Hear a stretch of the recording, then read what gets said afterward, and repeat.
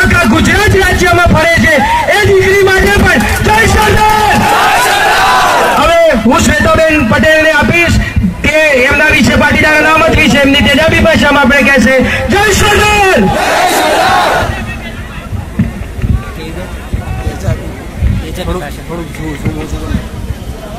નડિયાદના મારા પરિવારવાસીઓ બોલો બહેનો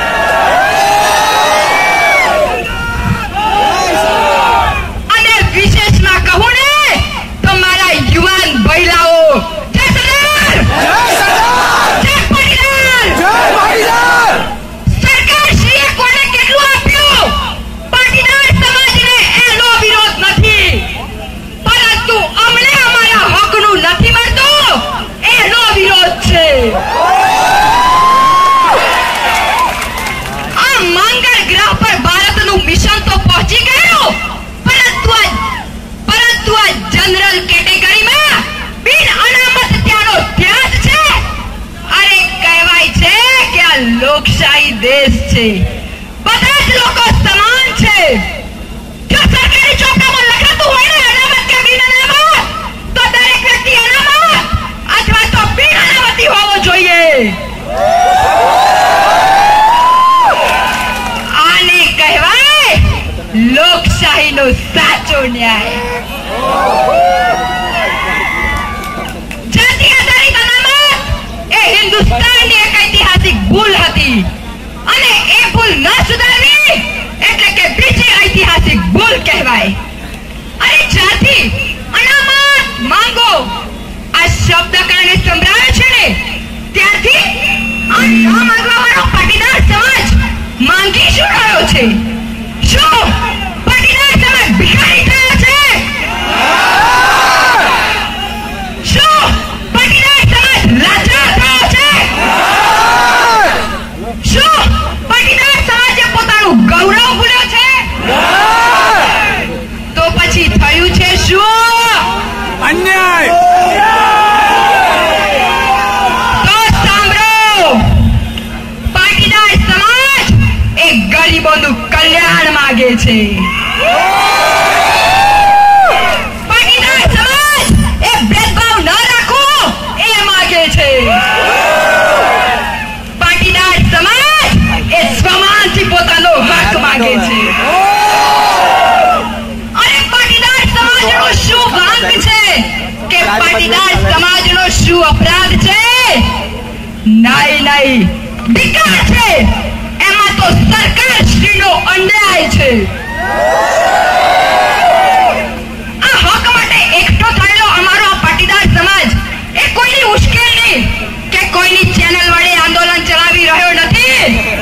આજે અમારો પાટીદાર સમાજ કહે છે ભૂલી ન જતા આજની આ માંગને આવતીકાલનો સમય હજુ બાકી છે. ભૂલી ન જતા આજની આ માંગને આવતીકાલનો સમય હજુ બાકી છે.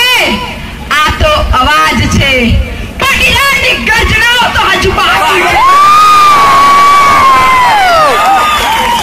પાતાળમાંથી પાણી કાઢનારો, કણનો મણ કરનારો અમારો આ પાટીદાર સમાજ છે. જમીનમાંથી બીજ જ્યારે જમીન ફાડીને બહાર આવે છે ને ત્યારે ખુલ્લી હવા માંગે છે. તેવી જ રીતે પાટીદાર સમાજના યુવાનોની ચીસ એ ભીખ નહીં અધિકાર માંગે છે. સ્વમાન અને સ્વાભિમાનની ઓળખવાળો અમારો આ પાટીદાર સમાજ અરે સૌના મુખમાં અન્નનો કોળિયો મૂકનાર ક્યારે કોઈનું ખરાબ નથી વિચાર્યું. અમે તો ગરીબોનું કલ્યાણ માંગીએ છીએ. શું પાટીદાર સમાજમાં કોઈ પણ પરિવાર ગરીબ નથી? અરે આવા જ પરિવારના સંતાનોને માર્કશીટમાં 90% હોવા છતાં એ બાળક લાચાર છે. આ લોકશાહીનો ન્યાય છે. અરે પાટીદાર સમાજને અનામત ન આપવી એનો મતલબ આજે પાટીદાર સમાજના આ લાખો યુવાનો ઊંચો આઈક્યુ ધરાવે છે. તો આવો જ આઈક્યુ ધરાવતા મારા પાટીદાર સમાજનો યુવાનોનું શું? આજે પાટીદાર સમાજના યુવાનની માર્કશીટમાં આંખો ફાટી જાય ને એટલા માર્ક્સ છે. નોકરી માટેની પૂરેપૂરી લાયકાત હોવા છતાંય આજે જ્યારે અમારો પાટીદાર વીર આવે છે ને ત્યારે તેના મુખ પર એક નિરાશાનું અદ્ભુત વાવાઝોડું ફૂંકાયેલું હોય છે.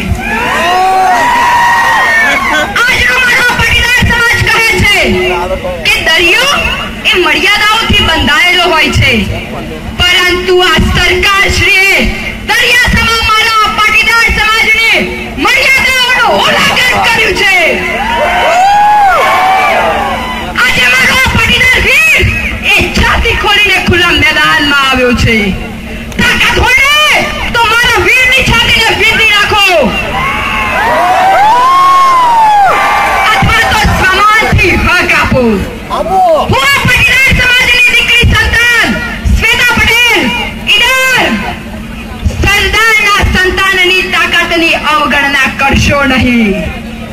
આ અવાજ એ ગાંધી ચિંધ્યા માર્ગનું આહવાન છે. ગર્જનાથી કહું છું કે સરદારના સંતાન છીએ, નહીં તો એક ગા ને બે ટુકડા. છેલ્લે તો એટલું જ કહીશ, ખબરદાર ખબરદાર સાવધાન, ખબરદાર ઓ શાસક વીરો, પડકાર બનીને આવું છું. ઉઠાવી લો અનામત કેરા ડેરા તંબુ, તોફાન બનીને આવું છું.